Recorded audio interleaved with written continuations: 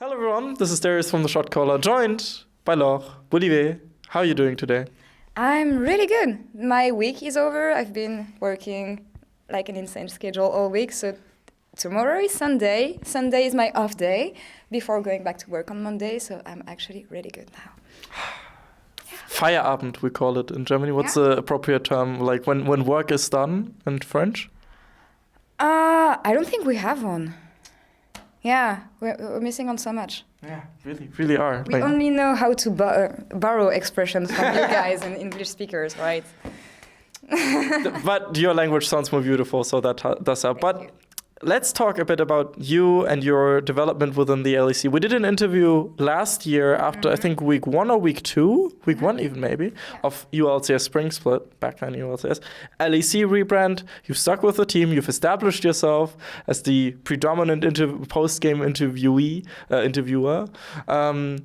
Do you feel at home almost now going to LEC? It's getting better, really. It's not easy because, as you may know, I don't live in Berlin. I live in Paris, and usually I have to travel back and forth every week. I come on Thursdays and leave on Sundays. So, I mean, the team puts its best effort to make me feel like home, and they're really amazing, but it's taking some time because I'm shy. But, I mean, things are getting better now. I'm getting more confident. I think it shows. So, yeah, overall, I love the team in the LEC, so...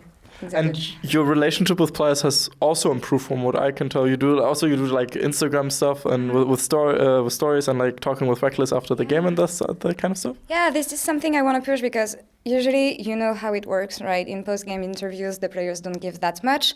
And the thing that I did with Reckless today, like giving some tips on bot lane, etc., I want to do it with every player. Like, for instance, if a new patch comes up and this champion is OP in solo queue, like I'll bring the one player, like, for instance, Rek'Sai, OP in the jungle, I'll grab Cold, maybe. And, okay, give me the best build on Rek'Sai. How do you improve on the champion and stuff like that? People love them about Reckless, so I'll keep on doing so. Helps that it's Reckless. Helps that it's Reckless, especially for the reach and because I have a good relationship with Fnatic as a whole, so they're really helpful in this area. But I mean, I know the players more now because I've been here for a year and they trust me more, so actually they give out way more in interviews. Even on stream and that kind of stuff? Oh, it's hard, you know, because whenever you ask a game question, they don't want to answer because they don't want to give anything about the game because of the opponents and the stakes.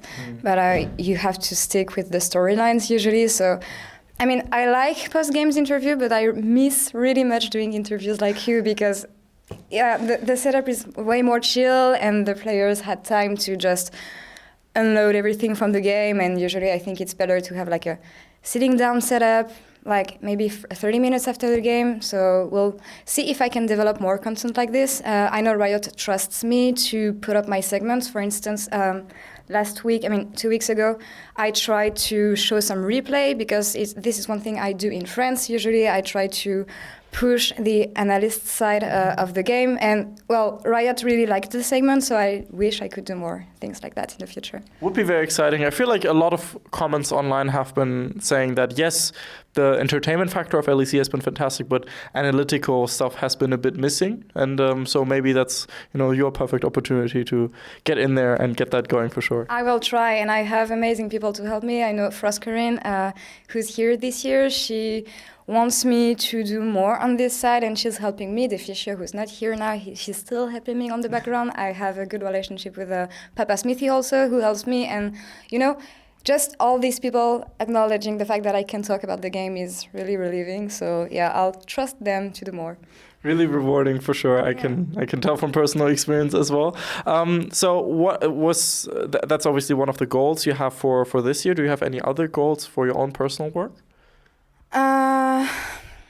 Stability, I'd say, because this year has been hard for me on a personal side because, I mean, if I can be honest, all the hate on social media hasn't been helpful at all, and I had some trouble last year. I couldn't sleep before show days, etc. I had to see a shrink because it was getting way too much in my head, right?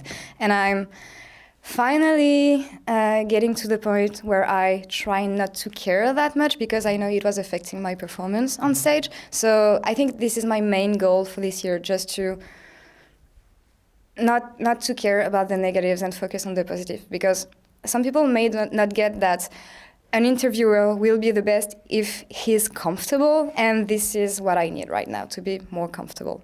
Absolutely, can confirm again from personal experience.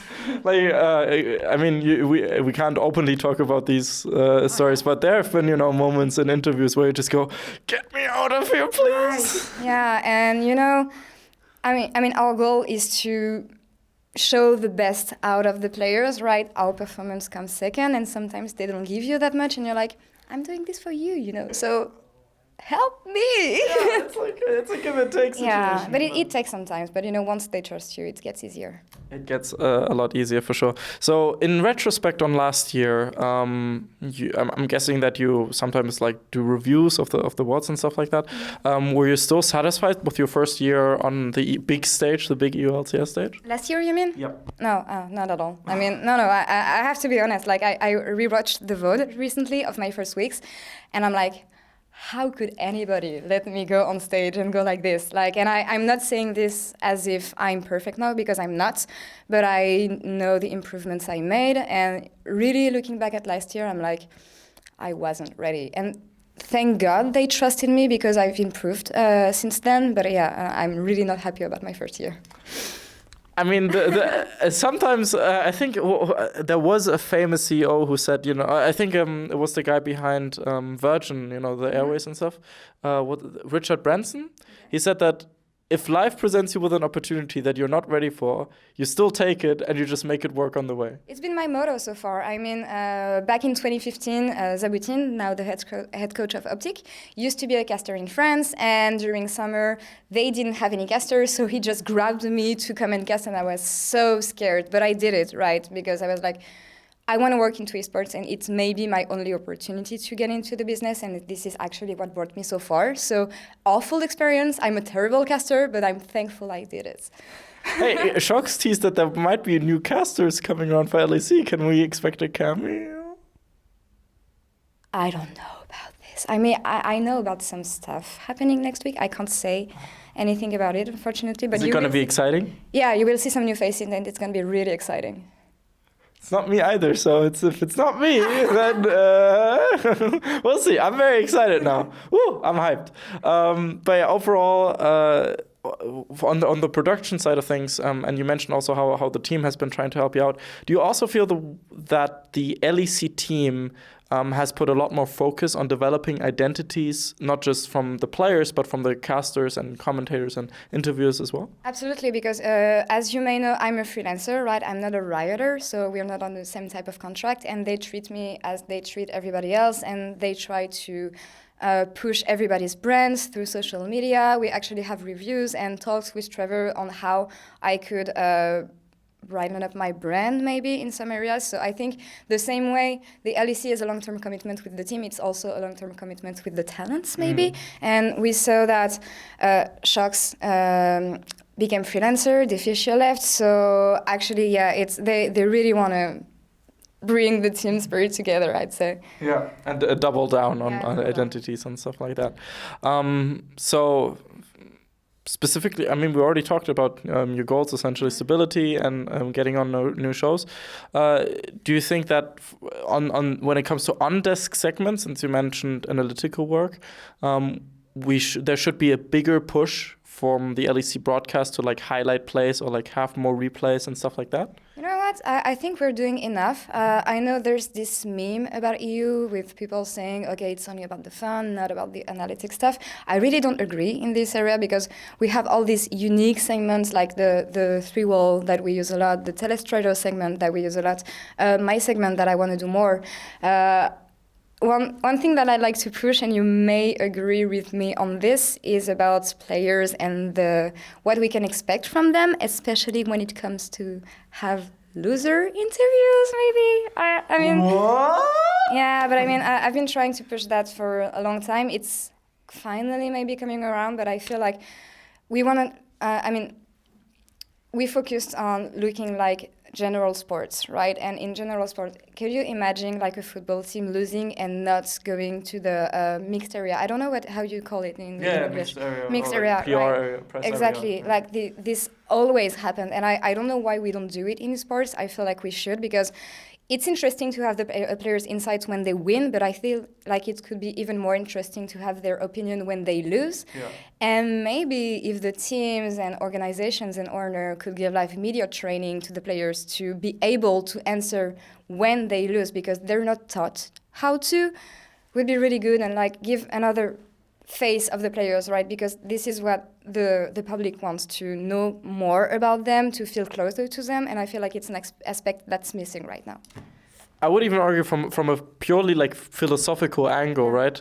When a team wins and you look back at the win, like there are exceptions to this rule. Misfits vs. EXO was a very sloppy and interesting win.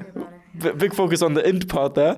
But let's look for example, the Origin game that just happened against Vitality. Origin, very clean win.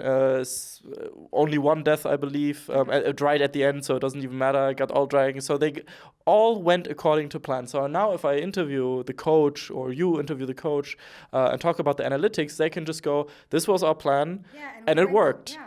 So, okay. Fine, cool. Yeah. But if you then ask your opposing team, they also had a plan. Exactly. But some things definitely didn't work. Right. So what went wrong? And we want to know about this stuff. Yeah. But I feel like the players are not trained to answer in these circumstances. I mean, like, they're really young, they're emotional, and I understand why the structures and the team wants to be protective in this area, but I feel like even they would look good if they knew how to answer in these situations. I mean, some of the best interviews in sports history came from losing teams, and even if we can't talk to players, I would still like to see coaches taking up the big role. And I'm sure Yamato would be up for it, definitely, but he might also be an exception in that regard, maybe. I really don't know. I really don't know. I feel like the players aren't ready for now, so usually the coaches go on their side in this.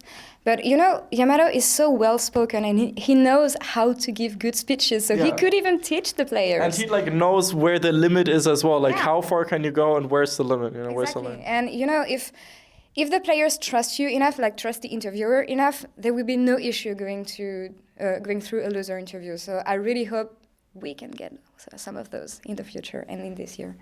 Best of luck with that for sure. Anything you would like to say to your personal fans and the LEC fans? Well, thank you for supporting me, and thank you for giving me the time to grow in the scene. I know it may feel slow from an outside perspective, but I guarantee that I'm giving my best to improve every week, and I hope that I can make you guys proud soon enough. And a hashtag for the people that watch until the end? Hashtag Luffy Pirate King. I like that a lot. Even, I can accept it. Please don't tell me you want to see someone else become the Pirate King. I mean, the character that I wanted to see become Pirate King is sadly already dead, so it doesn't matter. No, Whitebeard. Oh, yeah. Well, he had his time, but now it's Luffy's time. He had his time. So it's Luffy's time. I mean, my second favorite is Zabo, so I could see Zabo maybe come. But that's a whole different system. So Zabo is a better version of Ace, basically, with the way he uses his fruit. But he's smarter. I don't want to spoil anybody because I don't know where people stand in One Piece, but he's taking a different road. So yeah, exactly. So he's going a different route. So we'll see. Hashtag Luffy Pirate King. I would like to see that as well. We'll see. We're all big One Piece fans over here at the LEC. Thank you so much, Laure, for your time. Make sure to follow on Twitter, of course. And hope you guys have a good day. And I'll see you guys next time. This was Darius from the Shotcaller. See you guys then. Bye-bye. We'd especially like to thank Krzysztof Bujnowicz, Etienne, Thomas Göttel, Dominik Bolze, Lazy Raven, Adam Nowoswiat, Erich Althaus, and La Maviota for your very special support. And of course, also, we'd like to thank all the people whose names you see scrolling past you right now. And of course, also all the people that like, comment, subscribe, and support our work. Without you, our work wouldn't be possible. Thank you very much.